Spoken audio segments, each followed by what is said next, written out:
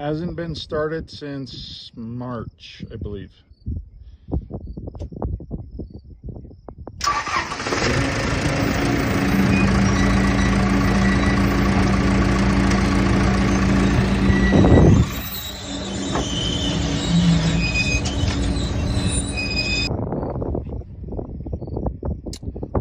New bearing in the saw arm last 2 years ago.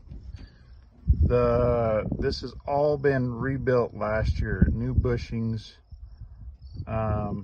in this, new bushings in that, and I believe we rebuilt the cylinders. So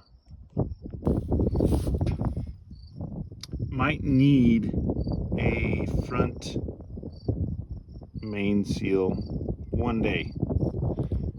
It's a little wet, but not too bad. This cylinder drips, but if you disconnect it from the hydraulics that lift it and lower it, it would stop.